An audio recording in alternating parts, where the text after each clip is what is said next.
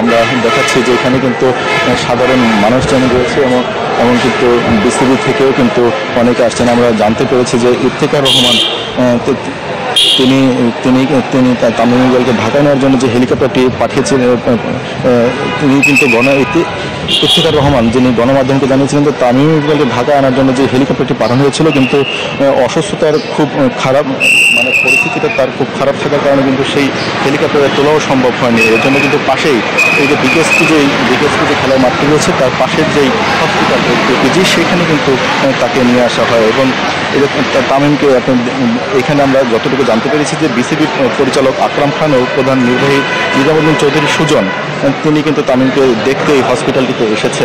আমরা এখানে পৌঁছানোর আগেই তারা এসেছেন এমনটি কিন্তু আমরা জানতে পেরেছি। তবে এখন তার কি অবস্থা ভেতরে, তিনি যেহেতু এই হসপিটালটিতে আসার পূর্বেই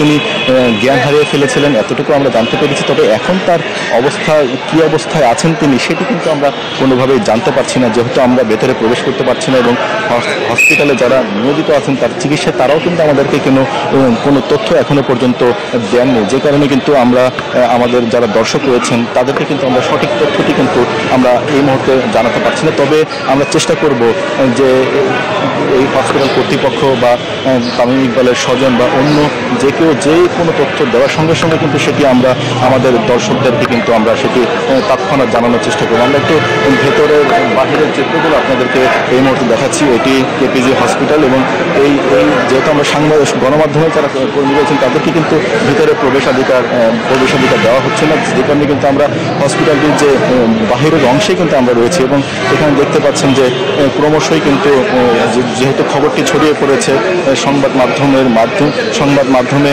এটি কিন্তু যাচ্ছে, সেই কারণে কিন্তু উৎসুক যারা রয়েছেন, ভক্তর যারা রয়েছেন, যেহেতু তামিম ইকবাল জাতীয় দলের সাবেক অধিনায়ক ছিলেন, তার যে ভক্তরা রয়েছেন তারা কিন্তু এখানে এসে ভিড় জমাচ্ছেন। আমরা একজনের সাথে দেখতে পাচ্ছি যে গণমাধ্যম কর্মীরা কথা বলছেন, আমরাও তার কাছ থেকে জানার চেষ্টা করব তিনি কে, তার সম্বন্ধে আমরা জানার চেষ্টা করব।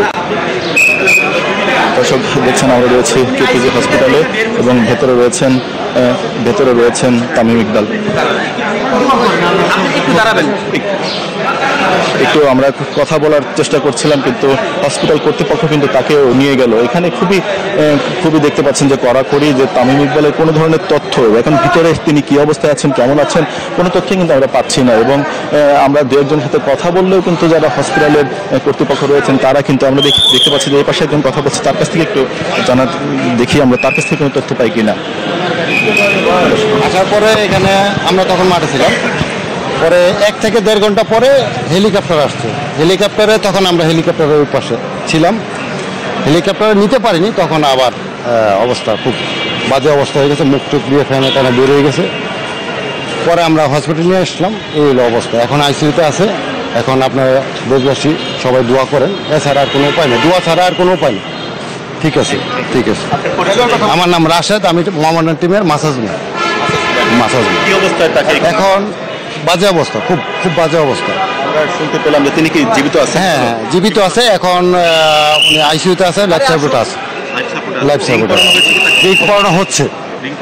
হ্যাঁ, যেমনটি শুনছিলেন যে মোহামেডানের যিনি মেসেজম্যান আছেন তিনি কিন্তু আমাদেরকে খুব গুরুত্বপূর্ণ তথ্য দিলেন যে এখানে যখন তাকে নিয়ে আসা হচ্ছিল তখন কিন্তু তার মুখ দিয়ে ফেপড়ি যেটা ফানা বের হচ্ছিল, এবং বলছিলেন যে খুবই বাজে অবস্থায় কিন্তু তাকে এই যে হসপিটালে রয়েছে কেপিজি সেখানে কিন্তু তাকে নিয়ে আসা হয়। এবং দেখতে পারলেন যে এখানে যেহেতু নিরাপত্তার একটি বিষয় রয়েছে তাই কিন্তু তিনি আমাদেরকে সম্পূর্ণ তথ্যটিও দিতে পারলেন। তবে যতটুকু দিয়েছেন বোঝা যাচ্ছে যে তিনি হয়তো রিং পরাচ্ছেন এবং আইসিইউতে যে তিনি রয়েছেন সেই বিষয়গুলো কিন্তু মোহামেডানের যিনি মেসেজম্যান রয়েছে তিনি কিন্তু আমাদেরকে সেই তথ্যটি কিন্তু জানালেন। এবং আমরা এখন আপনাদেরকে এই যে কেপিজি হসপিটালের যে বাইরে যে দৃশ্যটি সেটি কিন্তু আপনাদেরকে দেখাচ্ছি। এবং নিরাপত্তা যারা কর্মী রয়েছেন এখানে তারাও কিন্তু এখানে তাদের যে তৎপরতাটা সেটি কিন্তু বাড়িয়ে দিয়েছেন, কোনো মানুষকে কিন্তু এখানে এভাবে দাঁড়াতে দিচ্ছেন না।